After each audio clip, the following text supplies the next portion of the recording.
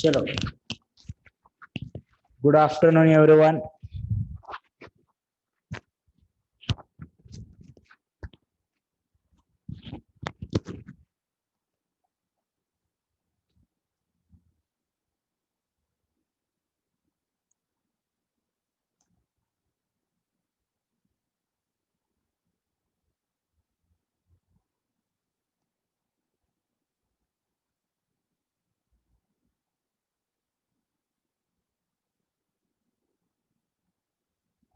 Good afternoon. Good afternoon.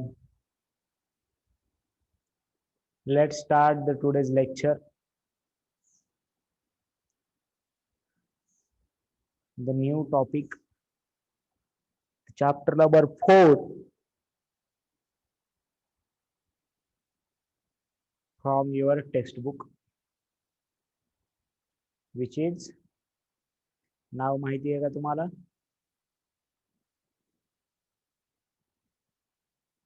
कोणाला माहिती आहे नाव? कोणता चॅप्टर सुरू करायचंय ते?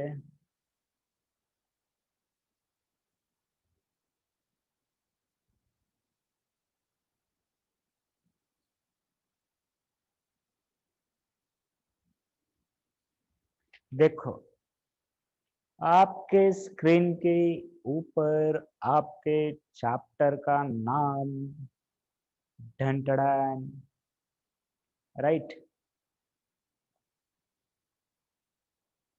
आपके स्क्रीन पर आपके चैप्टर का नाम दिया गया है, जो कि है altitudes and the medians of the triangle, right? Okay sir.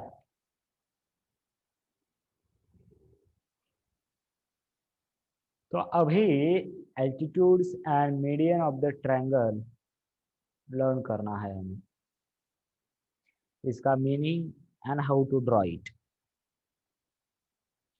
First of all we will focus on altitude.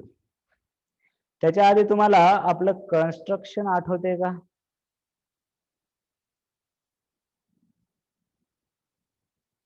की एका लाईनला परपेंडिक्युलर लाईन कशी काढायची सेट स्क्वेअर ना, आठवते का? कन्स्ट्रक्शन मध्ये आपण पाहिले बघा की एका लाईनला कन्स्ट्रक्शन, त्याच्यामुळे म्हणतो we have to climb this ladder. Ladder is like this staircase of progress or success. You cannot jump directly on this stage without entering this stage. त्याच्यामुळे तुमच्या ज्या लेवलला चॅप्टर सुद्धा दिलेले आहेत ते सुद्धा व्यवस्थित केअरफुल्ली सिरियली 1 by 1 दिलेले आहेत.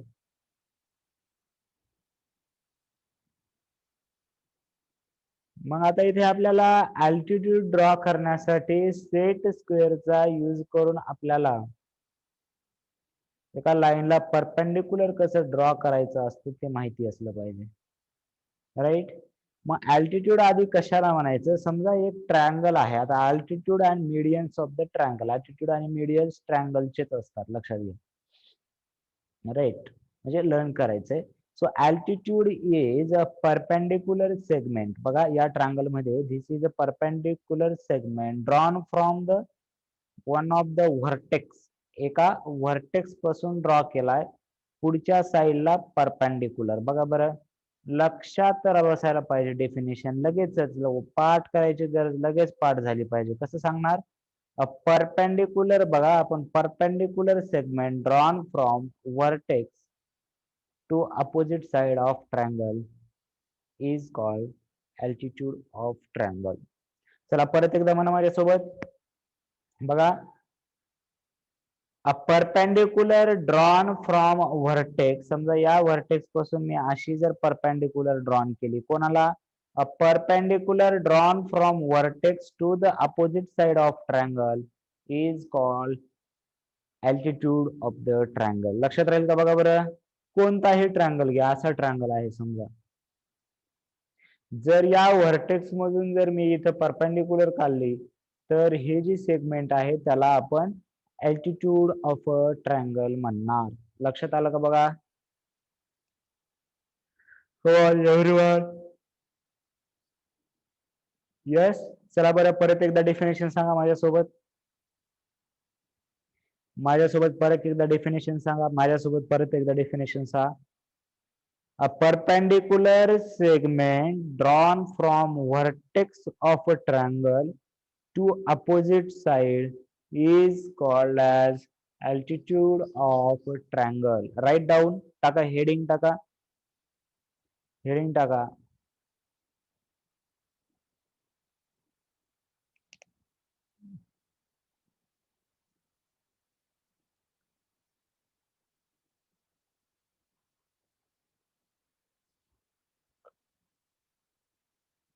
टाका heading altitude.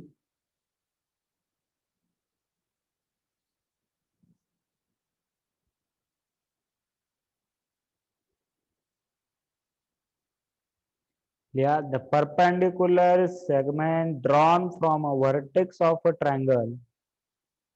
Yeah, the perpendicular segment drawn from the vertex of a triangle on the side opposite to it is called an altitude of triangle. Definition दिया है. The perpendicular segment drawn from vertex of a triangle to opposite side म्हणलं तरी चालेल. To the side opposite to it is called an altitude of triangle.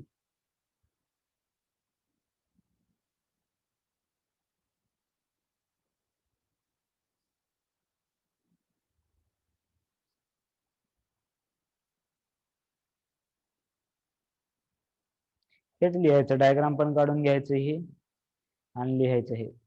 Diagram काढून घ्यायची ही आणि लिहायचं.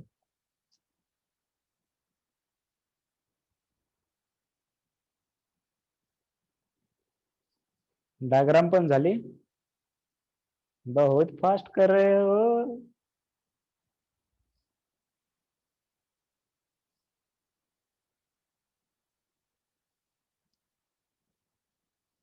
हा, काढा काढा, व्यवस्थित काढा.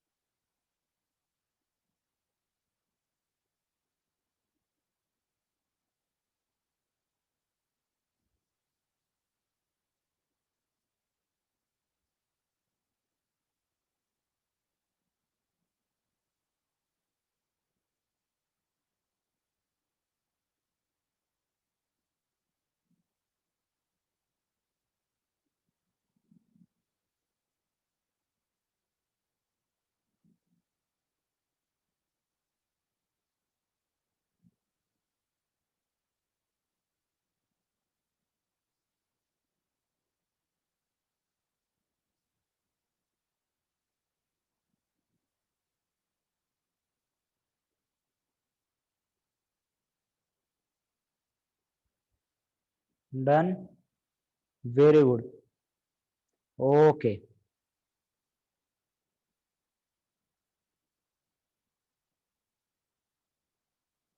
Now see how to draw altitude. Altitude draw कसा करायचा आपल्याला माहिती आहे. कोणत्याही याला परपेंडिक्युलर सेट स्क्वेअर न कसं काढायचं ते बघितलं होतं बघा. आता समजा आपला हा ऑलरेडी ट्रायंगल दिलेला आहे, असा ट्रायंगल. आपल्याला समजा एक्स पासून अल्टिट्यूड काढायचंय, तर मी काय करणार, या लाईनला बरोबर सेट स्क्वेअर असा अलाइन करणार आणि या साइडवर हा एक्स पॉइंट आला पाहिजे. So if I draw the right this, then altitude draw होणार. आता जर तुम्ही ही डायग्राम जर स्केल न काढली असेल, तर आता हीच डायग्राम आपण काय करूया, सेट स्क्वेअर ने काढूया. वन बाय वन स्टेप करूया बरं. बघा आता मोठा ट्रायंगल काढा एक. मोठा पेन्सिलने मोठा ट्रायंगल काढायचा आहे. मोठा घ्या एक ट्रायंगल.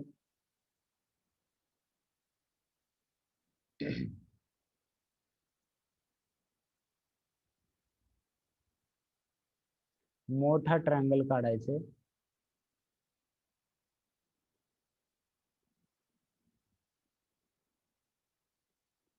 ते वरचा एक्झाम्पलचा वेगळा असा ट्रायंगल काढलात XYZ.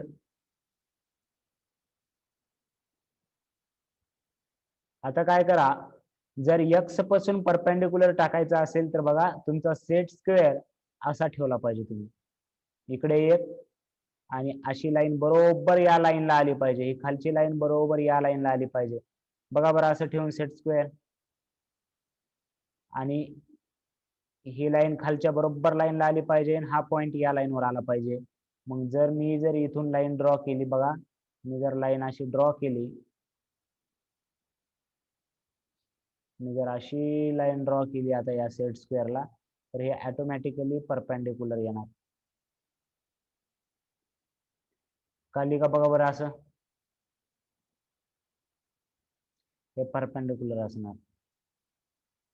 बघा सेट स्क्वेअर ठेवा, सेट स्क्वेअर अशा पद्धतीचं ठेवा, अशा पद्धतीत सेट स्क्वेअरची खालची लाईन अशी बरोबर अलाइन करा याला, सेट स्क्वेअरची एक साइड, आणि दुसऱ्या साइडवर असा पॉइंट आला पाहिजे आणि इथून अशी रेष मारली पाहिजे तुम्ही सरळ. ही लाईन याला अलाइन करा फक्त सेट स्क्वेअरची बरोबर. करता येईल का बघा बरं.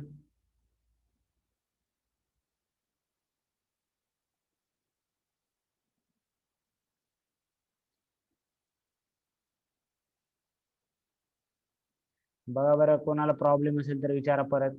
बघा साक्षी, लक्षात आलं का. चला अजून एकदा परत सांगतोय मी. हे अल्टिट्यूड झालं. आता वाय पासून कसा काढायचा अल्टिट्यूड, वाय पासून इकडे परपेंडिक्युलर काढायचा. या लाईनला पॉइंट वाय पासून परपेंडिक्युलर काढायचं. आपण बघितलं होतं कन्स्ट्रक्शन. समजा आता कन्स्ट्रक्शनच करायचंय असं समजा तुम्ही. ही जी लाईन आहे, ही जी लाईन आहे, ही लाईन बरोबर, त्या लाईनला इथून परपेंडिक्युलर काढायचंय. बरं हा करा करा, चला करा, वेळ घ्या.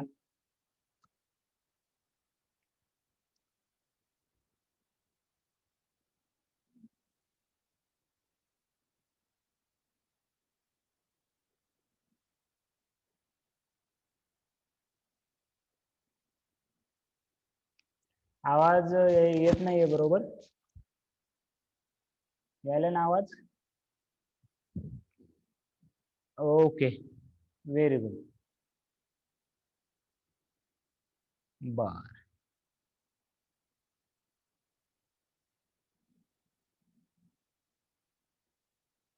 ओके, ठीक आहे. परत एकदा बघा. आता आता तुमचा सेट स्क्वेअर काय करा, सेट स्क्वेअर असा ठेवा. तुमचा सेट स्क्वेअर जो आहे असा, ही खालची लाईन बरोबर अशी आली पाहिजे. बघा सेट स्क्वेअर कसा ठेवलाय मी, आणि हे एका लाईनवर हा वाय पॉइंट आला पाहिजे, म्हणजे बरोबर परपेंडिक्युलर यायला पाहिजे असं. म्हणून म्हणतोय मी, कन्स्ट्रक्शन ज्यांना जमलंय कन्स्ट्रक्शन चॅप्टर मध्ये बघा, जे जमलंय ना पॅरलल लाईन्स मध्ये आणि परपेंडिक्युलर लाईन्स मध्ये, असा सेट स्क्वेअर ठेवला आणि इथून लाईन ड्रॉ करायची अशी, इथून लाईन ड्रॉ करायची अशी राईट परपेंडिक्युलर. बघा बरं यायलंय का, बघा बरं यायलंय का. सेट स्क्वेअर आता असा ठेवा रे.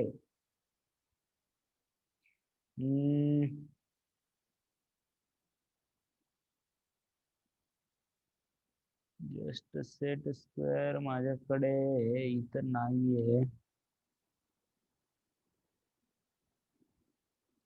बघा सेट स्क्वेअर आता कसा ठेवा,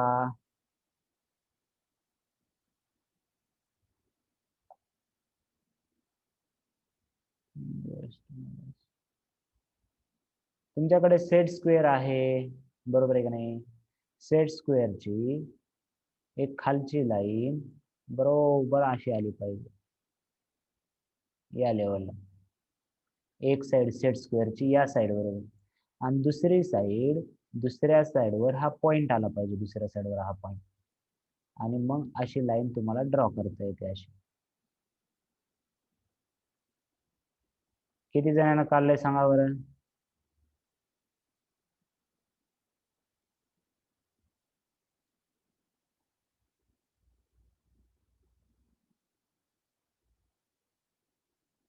दोन लाईन किती जणांनी काढल्यात. 1 2.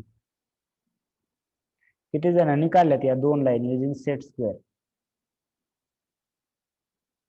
3 4 5 6 7 8 9 10. हा चला बाकीचे 11 12. 15 पैकी 12 स्टुडंटनं कॅल्क्युलेट केलेला आहे. ओके. बाकीच्या तिघांनी काय केलेलं आहे बघा बरं जरा. म्हणजे 14च 15 स्टुडंट म्हणजे मी एक धरून 15 आहे. म्हणजे 2 स्टुडंटने अजून कॅल्क्युलेट केलं नाही. ओके झालंय. ओके ठीक आहे. बघा अजून एकाने कोण राहिले ते. सेट स्क्वेअर बघा अशा पद्धतीत ठेवायचा. सेट स्क्वेअर असा असा असा ठेवायचा. सेट स्क्वेअर असा असा. सेट स्क्वेअर आहे ना तुमच्याकडे. आणि कन्स्ट्रक्शन मध्ये पाहिले की आपण अशा पद्धतीचं. बर चला अजून एक करूया. आता बघा इथून आपल्याला अल्टिट्यूड ड्रॉ करायचं. इथून या लाईनला परपेंडिक्युलर असणार बघा बरं. हे जर एक्स आहे मला सांगा झेड म्हणून जर अल्टिट्यूड काढला तर कोणत्या लाईनला परपेंडिक्युलर असणार. झेड मधून जाणारा अल्टिट्यूड कोणत्या लाईनला परपेंडिक्युलर असणार. झेड मधून जाणारा अल्टिट्यूड कोणत्या लाईनला परपेंडिक्युलर असणार. झेडची अपोजिट लाईन कोणती आहे. झेडची अपोजिट लाईन कोणती आहे. X Y. राईट. मग एक्स वाय ला परपेंडिक्युलर असायला पाहिजे. मग एक्स वाय ला परपेंडिक्युलर असायसाठी असा सेट स्क्वेअर ठेवायचा. बघा इथे पिक्चर मध्ये दाखवल्याप्रमाणे की एक सेट स्क्वेअरला दोन बाजू असतात. ही एक आणि ही एक. म्हणजे ऍक्च्युली 3 असतात पण या 2 आपल्याला करायच्या आहेत. की सेट स्क्वेअरची ही बाजू बघा की इथे अलाइन करा अशी. आणि दुसरी बाजू अशी झेड वर आली पाहिजे. म्हणजे इथून लाईन अशी ड्रॉ केली की ती परपेंडिक्युलर येते. सो असं इथं आली की या लाईनच्या अलॉंग अशी लाईन ड्रॉ करणार मी. बघा बरं सेट स्क्वेअर कसा ठेवला होता मी परत बघा. सेट स्क्वेअर कसा ठेवला होता मी परत बघा की या लाईनच्या अलॉंग एक लाईन आणि या पॉइंटच्या अलॉंग एक लाईन असा सेट स्क्वेअर ठेवला होता. बघा इथे दाखवलाय असं. किती जणांनी काढले सांगा बरं. चला परत एकदा काढा. वेळ घ्या पण सांगा मला नंतर जमायले का.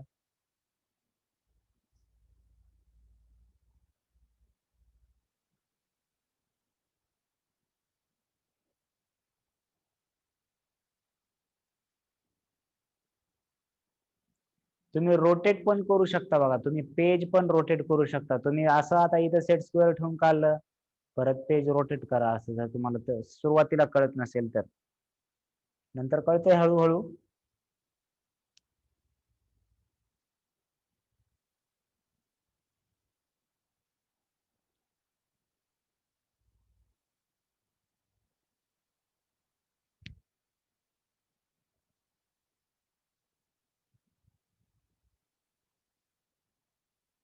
Okay very good. Done done done. 4 5 6.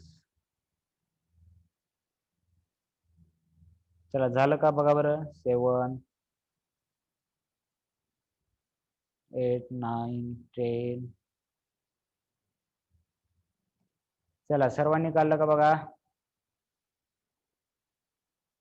Okay very good. मग मला आता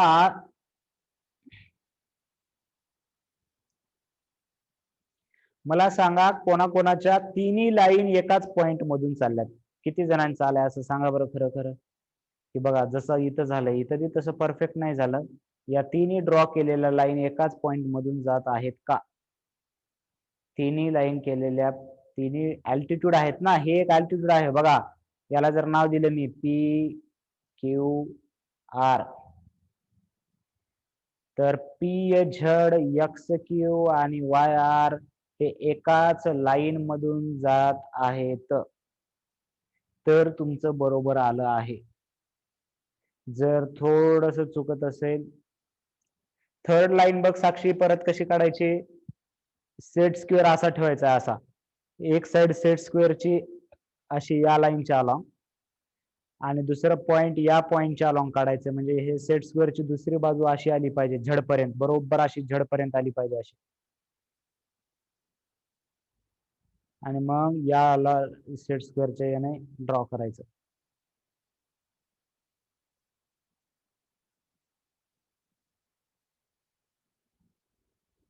साक्षी आली का बघ?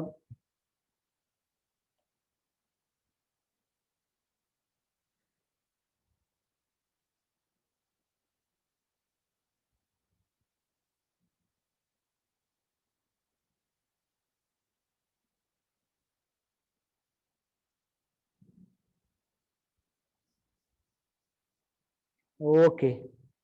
तर बघा मग आता तुम्ही जर बरोबर काढला असाल तर ऍक्च्युली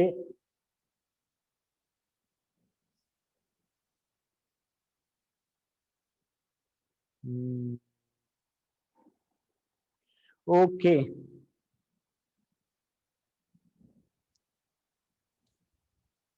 जर कोणाला समजलं नसेल तर खरं खरं सांगा बरं, मला परत करायचं कळतंय. जर कोणाला एकालाही जरी समजत नसेल